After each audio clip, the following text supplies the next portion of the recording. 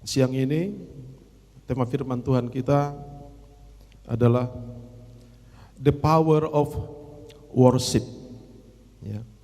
Bahasa umumnya bahasa Indonesia, kekuatan, kuasa, pujian, penyembahan.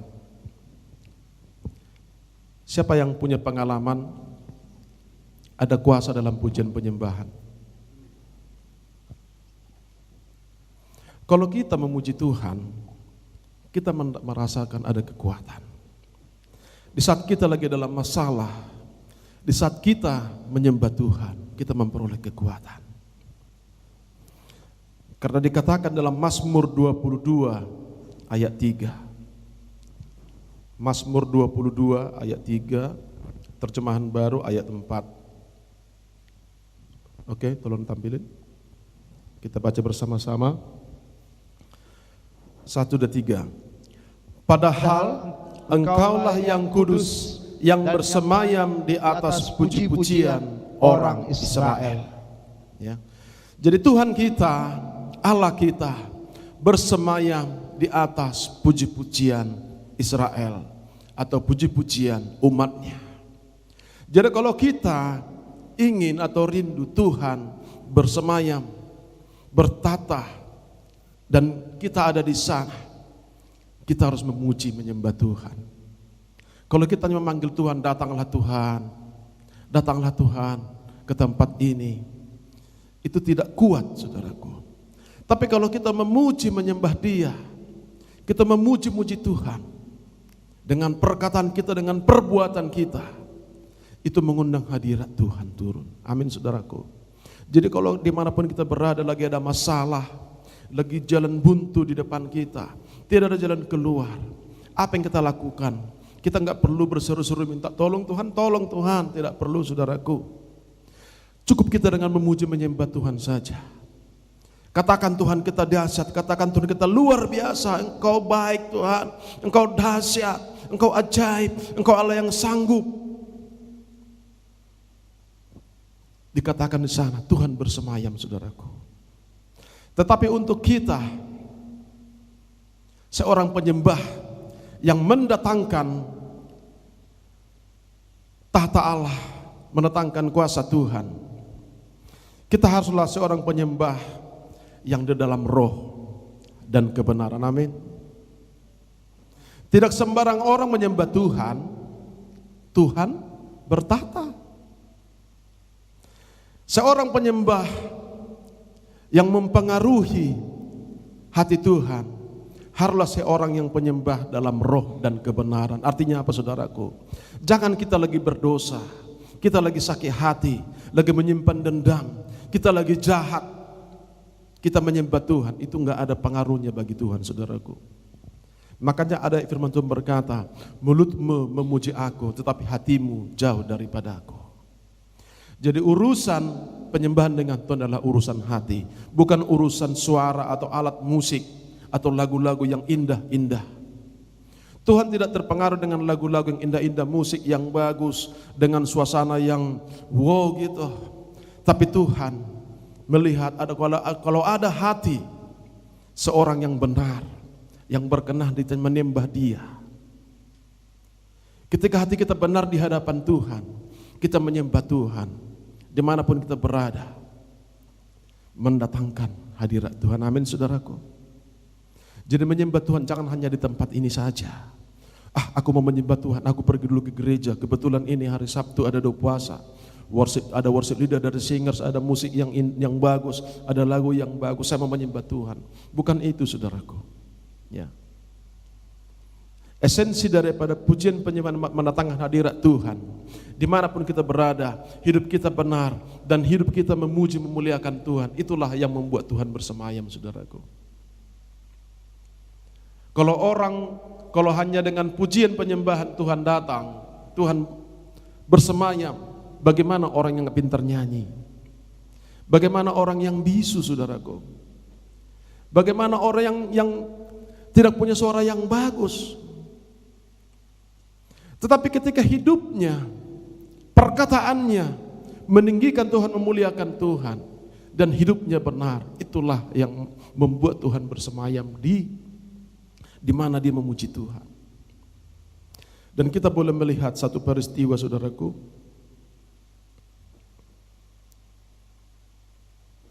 Nah, belum, kita masih dalam ayat tadi ya.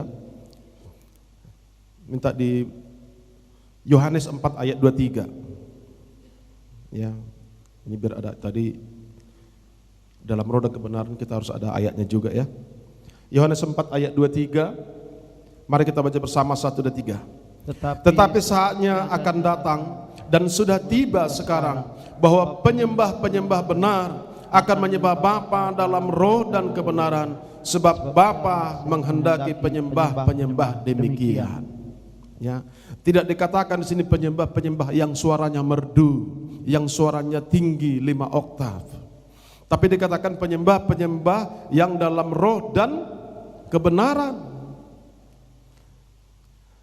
Hidup kita benar dan kita dalam roh itu berbicara tentang iman dari hati yang paling dalam, kita menyembah Tuhan. Walaupun kita hanya berkata, Tuhan Yesus baik, oh Engkau baik Tuhan, Engkau baik Yesus. Mungkin kita hanya berbisik, oh Yesus baik, Yesus baik, Engkau baik Tuhan. Itu sanggup mengundang hadirat Tuhan. Amin saudaraku. Makanya kalau kita bangun pagi, selalu katakan Tuhan Yesus baik. Itu mengundang hadirat Tuhan. Puji Tuhan. Dan setiap kita, perkataan kita haruslah perkataan menyenangkan hati Tuhan. Percuma kalau kita menyanyi, memuji, menyembah Tuhan, tapi perkataan kita membuat orang tersandung saudaraku, membuat orang tersinggung. Itu percuma saudaraku. Tetapi kalau hidup kita benar, perkataan kita membangun orang, perkataan kita membuat orang jadi baik. Itulah dalam kebenaran. Itulah penyembah-penyembah dalam roh dan kebenaran. Hidup kita harus menyenangkan Tuhan dulu. Hidup kita harus jadi berkat dulu. Baru penyembahan kita, puji-pujian kita, perkataan kita mengandung kuasa yang bisa menarik hadirat Tuhan. Amin. Yang ketiga, penyembahan pujian kepada Tuhan dalam tekanan menghadirkan mukjizat atau kuasa Tuhan. Ya. Penyembahan pujian kepada Tuhan dalam tekanan menghadirkan mukjizat atau kuasa Tuhan. Kita boleh membaca satu kisah Daud.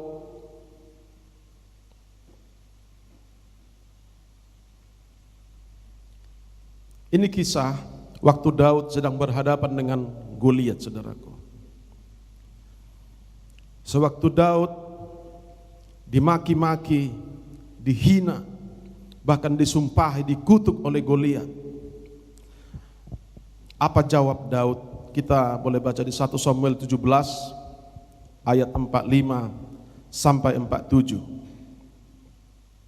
Kita baca bersama-sama 1 dan 3. Tetapi Daud berkata kepada orang Filistin itu, engkau mendatangi aku dengan pedang dan tombak dan lembing, tetapi aku mendatangi engkau dengan nama Tuhan semesta alam, Allah segala barisan Israel yang kau tantang itu.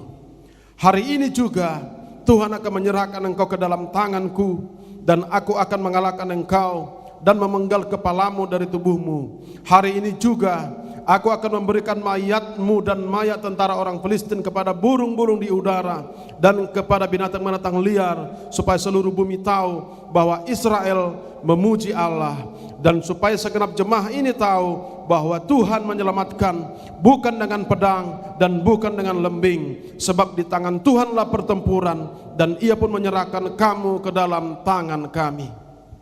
Nah ini saudaraku, ini Daud bukan sedang personorship, bukan sedang kebaktian, tapi dia sedang berhadapan dengan musuh yang sedang memegang senjata, yang siap memenggal leher Daud. Ini Daud bukan sedang lagi kebaktian atau lagi doa malam atau doa puasa, tapi Daud sedang berhadapan dengan Goliat yang besar, dengan wajah yang seram, dengan baju perang, dengan tombak dan pedang.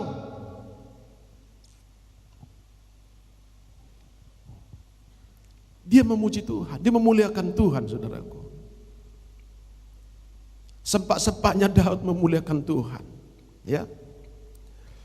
Dikatakan di sini, ya. Dan supaya segenap jemaah ini tahu bahwa Tuhan menyelamatkan bukan dengan pedang dan bukan dengan lembing. Ini satu perkataan yang membuat Tuhan itu, aduh, nggak tahan Tuhan itu. Oh, akhirnya terjadi apa?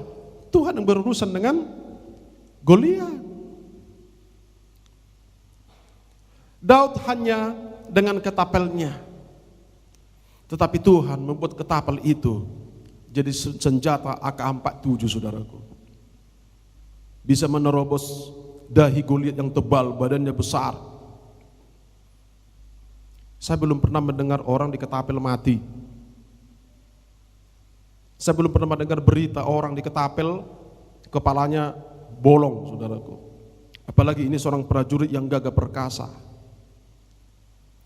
Tetapi karena Daud memuji, meninggikan Tuhan dalam tekanan, Tuhan melakukan bagiannya.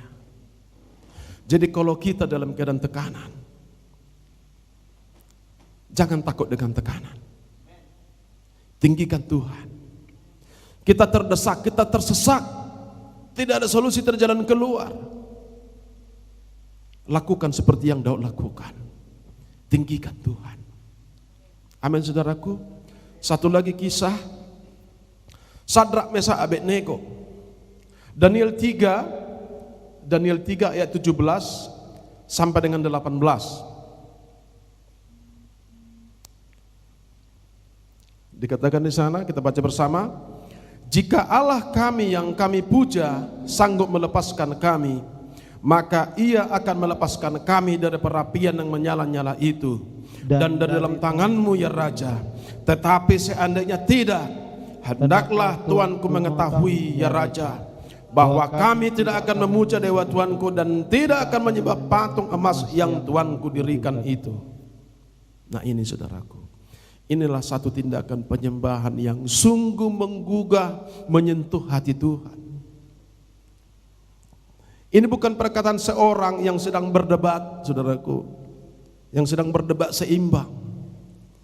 Sadrak, Mesak, Abednego, mereka memperkatakan ini, mereka dalam keadaan terikat, saudaraku. Badan mereka diikat dengan baju-baju mereka, dan api sudah disiapkan, dan mereka tinggal didorong ke dalam api itu. Dan mereka bukan berteriak, ampun, ampun, maaf, maaf, gak jadi, saya ikut menyembah Baal itu.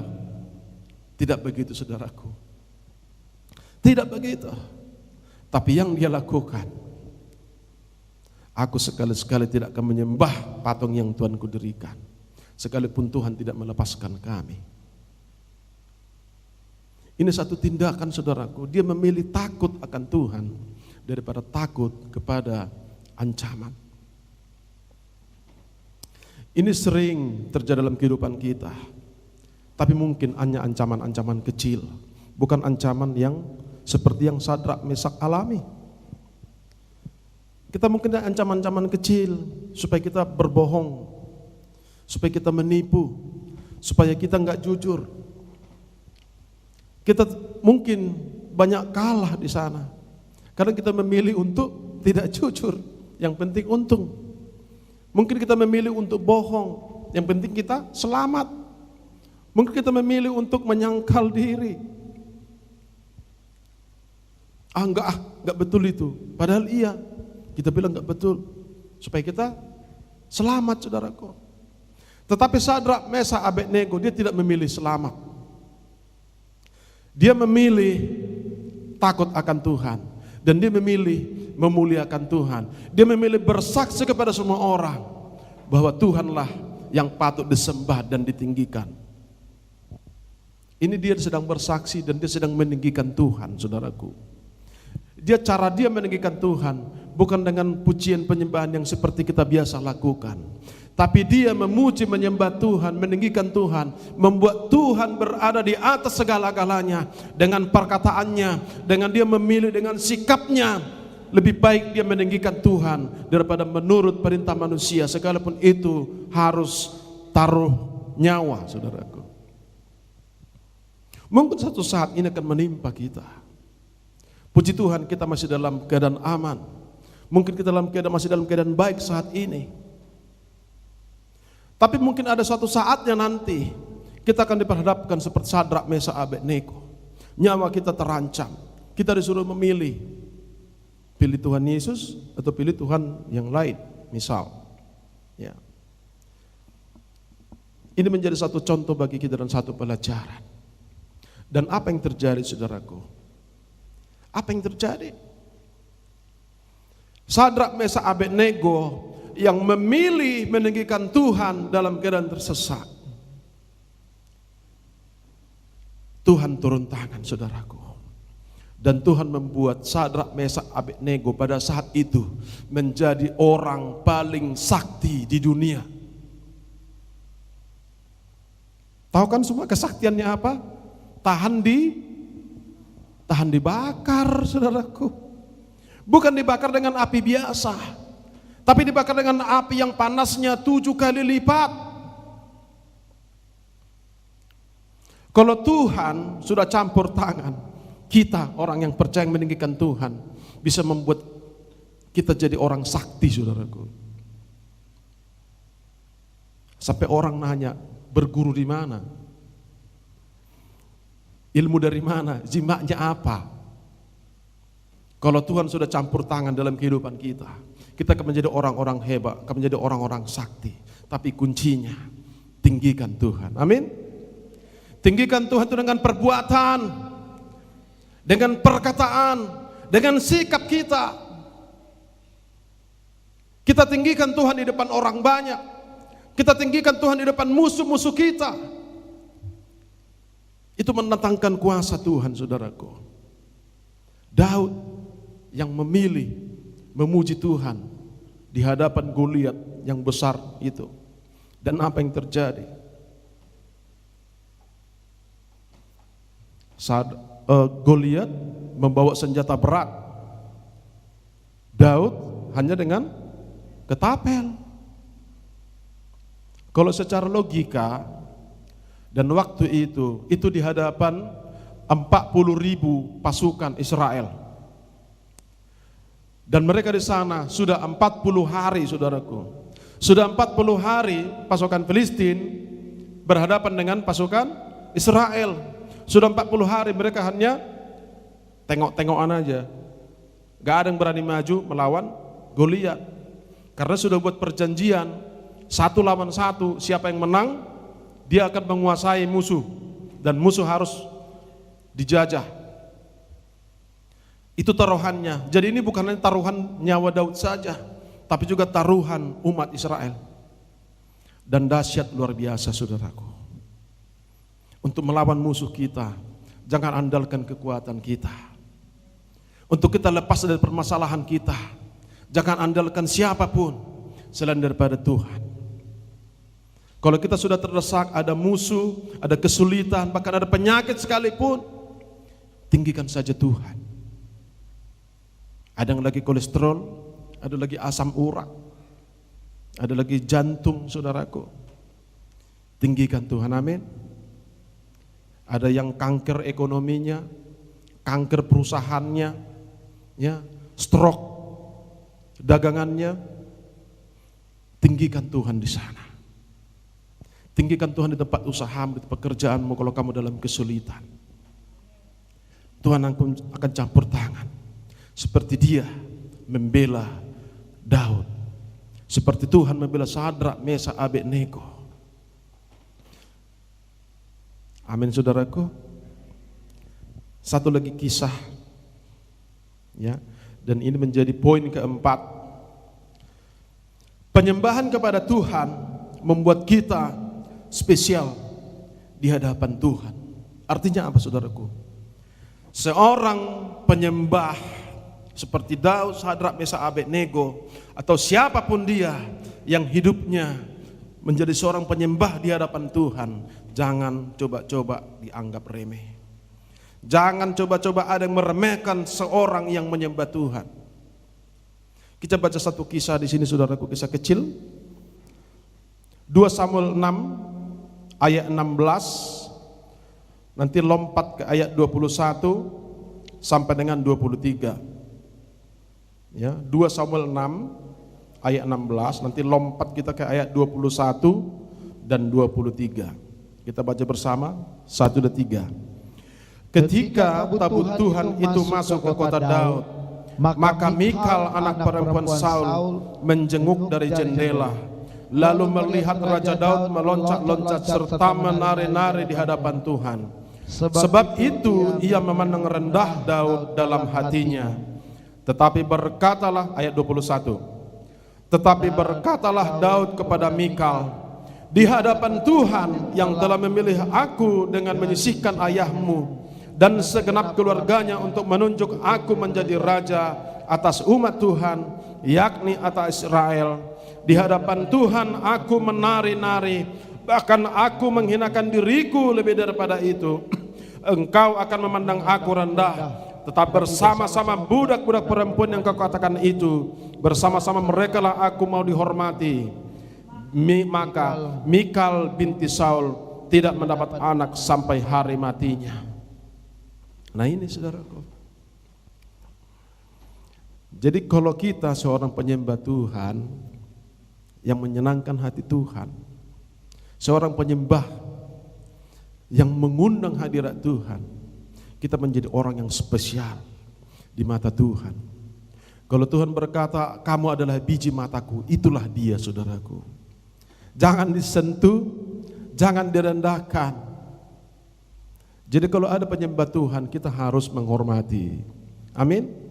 Dan kalau kita penyembah Tuhan, siapapun yang merendahkan kita, dia akan direndahkan. Amin saudaraku. Saya kalau ceritakan terlalu banyak cerita-cerita bagaimana hamba-hamba Tuhan direndahkan, dilecehkan. Dia akan mengalami sesuatu yang sangat mengerikan saudaraku. Ya. Saya ceritakan satu kisah ini, bapak saya sendiri. Bapak saya sendiri dihina oleh seorang hamba Tuhan. Hamba Tuhan loh yang menghina. Saya tidak perlu sebutkan namanya. Dihina habis-habisan saudaraku. Padahal itu seniornya, dia menghina seniornya bapak saya, hamba Tuhan, dia punya binaan. Tetapi dia menghina, merendahkan. Dan apa yang terjadi saudaraku? Tidak berapa lama dia mengalami kecelakaan tragis. Dia naik travel, dalam perjalanan mobilnya tabrakan dan hanya dia yang kena. Dan hanya dia yang sakit parah.